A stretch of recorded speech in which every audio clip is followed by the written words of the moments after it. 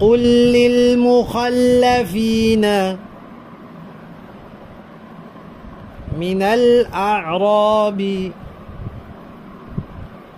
ستدعون إلى قوم أولي بأس شديد تقاتلونهم أو يسلمون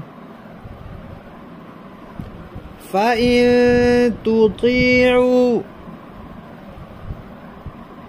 يؤتكم الله أجرا حسنا وإن تتولوا كما توليتم من قبل يعذبكم